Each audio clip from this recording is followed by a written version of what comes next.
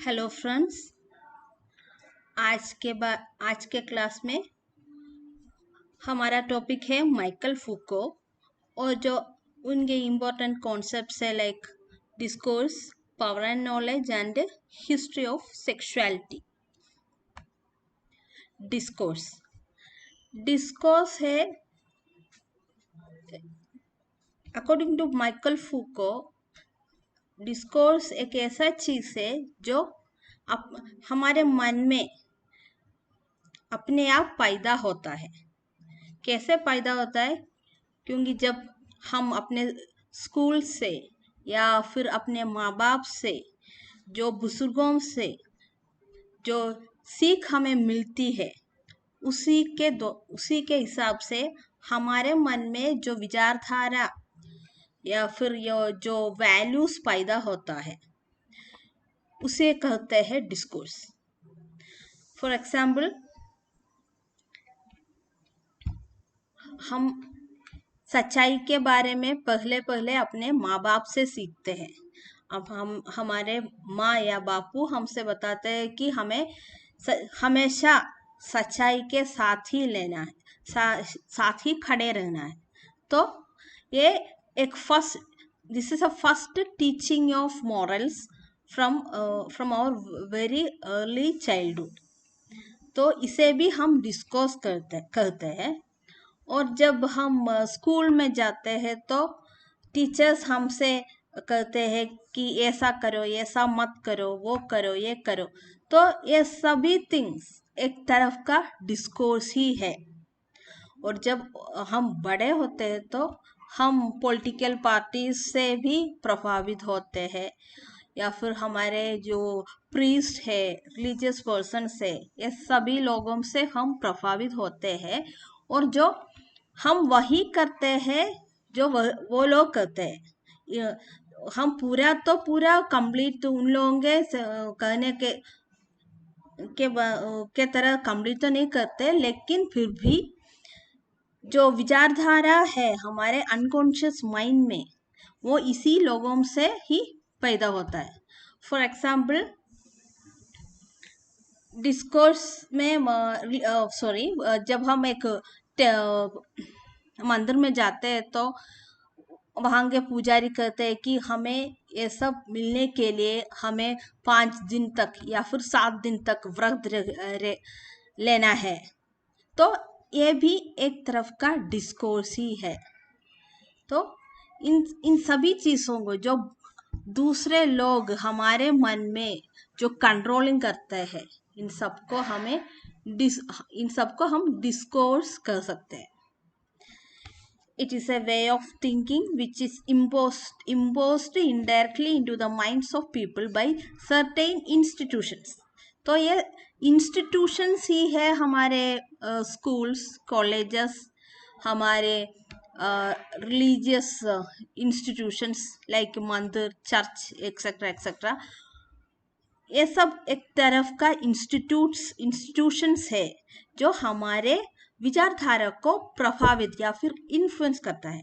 It is a way of thinking which is imposed माने कि एक तरफ ऐसा फोर्स करता है। इम्पोजेस इनडायरेक्टली फोर्सिंग करता है, लेकिन डायरेक्ट तरह का ऐसा ही करना चाहिए ऐसा इंस्ट्रक्शन नहीं देते, लेकिन indirectly they are controlling our mind. इसी को कहते हैं डिस्कोर्स। और जो इंस्टीट्यूशन से हमें जो डिस्कोर्सेस देते हैं वो है हमारा family, schools etcetera. Discourse can be changed according to changes in time. तो ये डिस्कोर्स समय के द्वारा चेंज भी होता है। फॉर एग्जाम्पल, पुराने जमाने में तो हम लोग को एजुकेशन या जो को एजुकेशन को प्रमोट नहीं करते थे, लेकिन आज कल ऐसा रिस्ट्रिक्शंस नहीं है। पेरेंट्स को पेरेंट्स ऐसा नहीं कहते कि हमारे बच्ची सिर्फ लेडीज कॉलेज में ही पढ़नी चाहिए, ऐसा रिस्ट्रिक्शंस आजकल नहीं होते। We are promoting we are encouraging co-ed educations also. So वो एक तरफ का चेंज इन डिस्कोर्स है। लेकिन पुराने ज़माने में ऐसा नहीं थे, पेरेंट्स बहुत स्ट्रिक्ट था कि हमारे बच्ची गर्ल्स ओनली स्कूल में ही जाए, वहाँ पे ही पढ़े। तो it's a change of discourse. Through discourse, people unconsciously learning certain rules and regulations of living. So, according to Foucault, schools and hospitals are acting as discourse of control. तो Michael Foucault के राय में schools और hospitals are acting as discourse of control. Michael Foucault ये कहता है कि schools और hospitals हमें बहुत कंट्रोल करते हैं। तो इसी तरह वो लोग they are acting as discourse of, they are acting as a control institutions. For example, hospitals में हमें डॉक्टर के राय के अनुसार ही जीना चाहिए। हमें जो डॉक्टर कहते हैं कि ये सब खाना हमें नहीं खाना चाहिए तो हम नहीं खाते। हमें इन सब दवाइयाँ देते हैं तो हम उसे खा लेते हैं। तो ये भी एक तरफ का डिस्कोर्स ऑफ कंट्रोल है, और यहाँ पे डॉक्टर मरीज के ऊपर कंट्रोल करता है। तो next concept is power and knowledge. ये जो डिस्कोर्स का ही एक कंटिन्यूएशन है, पावर एंड नॉलेज। लेकिन ये तो अलग बुक है, माइकल फूको के एक डिफरेंट बुक है। Both power and knowledge are interlinked. तो इस वर्क में ये कहा जाता है कि पावर और नॉलेज ये दोनों चीज इंटरलिंक्ड है, क्योंकि one can exercise and expand his power through knowledge. ये बहुत इंपॉर्टेंट कॉन्सेप्ट ऑफ माइकल फूको है कि किसी को भी अपने नॉलेज से कोई भी अपने नॉलेज से किसी दूसरे आदमी को कंट्रोल कर सकते हैं। This happens in all fields like religion, education, government missionaries etcetera. यह होता है कि in education field a teacher is controlling his students. A teacher अपने विद्यार्थियों को कंट्रोल करते हैं, क्योंकि टीचर होते हैं। तो उसमें जो पढ़ाने की ताकत है वही उसका नॉलेज है, और उस नॉलेज के द्वारा ये टीचर अपने छात्रों को कंट्रोल करते हैं। तो इसलिए कहता है कि power and knowledge is interlinked. और रिलीजन में क्या होता है कि जो रिलीजियस हेड्स है, प्रीस्ट या fathers in church, whatever it is, they are controlling others through their religious knowledge. जो रिलीजन के बारे में जो उनके जो नॉलेज है, उसी से वो लोग उनके फॉलोअर्स है उसे कंट्रोल करते हैं। क्योंकि एक पुजारी बाकी लोगों से कहते हैं कि आप लोगों को 7 दिन तक व्रत लेना है, तो वो लोग व्रत लेते हैं। उनको मानते हैं, पुजारी को मानते हैं, क्योंकि वो पूजा विधि सब जानते हैं, इसीलिए वो लोग पुजारी को मानते हैं। इसी को कहते हैं कि religious control. Through the use of knowledge, one can exercise his power upon others. Power is functioning of knowledge, and Foucault said that power circulation is everywhere. तो नॉलेज एक तरफ का पावर सर्कुलेशन है। ये कंट्रोलिंग, ये जो knowledge के द्वारा ये जो कंट्रोलिंग है वो सभी जगह पे है, not only in religious institutions and schools and colleges, but it's in our family also. ये जो कंट्रोलिंग है, नॉलेज के द्वारा जो कंट्रोलिंग है, ये सभी जगहों पे है। लाइक अगर हमारे फैमिली को ले लिया जाता है तो फैमिली में फादर होगा, जब पिता होगा और उस पिताजी को हम सभी लोग मानते हैं, उनका रिस्पेक्ट करते हैं, तो वहां पे भी एक पावर का ये जो सर्कुलेशन है वे हो रहा है. Okay. In every aspect of society, there is a presence of power. Power is exercised by certain rules and regulations and control.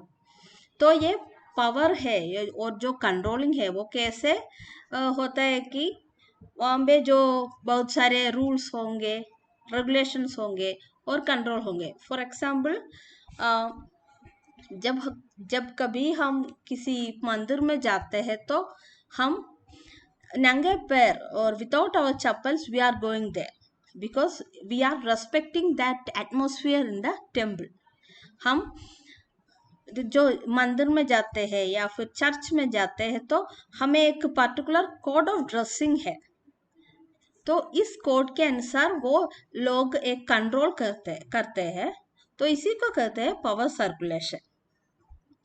Sometimes this power and knowledge liberate the society and sometimes it makes certain problems in society. तो कभी कभार ये controlling अच्छा होता है, लेकिन कभी कभार तो ये बुरा भी होते हैं. Next concept of Michael फुको is history of sexuality. तो इस कॉन्सेप्ट में माइकल फुको कह रहा कि जो सेक्सुअलिटी के बारे में पुराने ज़माने में लोग क्या क्या सोचते थे और आज के ज़माने में लोग क्या क्या सोचते हैं, इसमें जो डिफरेंस आया है उसके बारे में ही तो फुको कह रहा है. और यहाँ पे भी फुको जी यही कह रहा है कि सेक्सुअलिटी के द्वारा भी लोगों को कंट्रोल कर सकता है. तो sexuality is also a mode of power circulation, और सेक्सुअलिटी को भी पावर के एक डिस्कोर्स के तरह ही माना जाता है. Sexuality is located with in the discourse of power. This is very important concept.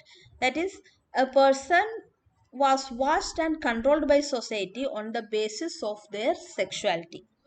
तो उनके जो सेक्सुअलिटी है उसी के बेसिस पे समाज में किसी व्यक्ति को कंट्रोल कर सकता है. Those who deviate from the normal way of sex were considered as other and were marginalized. तो व्यक्ति को कैसे कंट्रोल कर सकता है सेक्सुअलिटी के द्वारा, क्योंकि जो पर्सन नॉर्मल सेक्सुअलिटी के नहीं है तो उसे अदर कहकर या फिर परवर्टेड कहकर कहते थे, और उसी based on that society is controlling him. तो जो यहाँ पे ये कहता है कि जो ट्रांसजेंडर्स है तो उन लोगों को society is not ready to accept. पुराने जमाने में तो बहुत ज्यादा ऊंच नीच हुआ था, अब तो कुछ कम ही हो रहा है. We are now ready to accept transgenders also. लेकिन जो पहले पुराने ज़माने में उन लोगों को परवर्टेड करते थे और उनके ऊपर बहुत क्रुएल्टीज होते थे. इसी को कहते हैं कि जो changes in sexuality. When certain section of people deviate from the normal way of sex, they were called perverted. Thus, a section of people were marginalized in the name of their sexuality. तो पूरा जो पहले तो ये होता था कि जो सेक्सुअलिटी के नॉर्मल वे है उनसे हटकर जो लोग रहते थे उसे परवर्टेड करते थे. In modern days, these people are known as queer community. They were tortured and were controlled by society. Thus, certain groups are given the name as other because they deviate from the normal ways of society.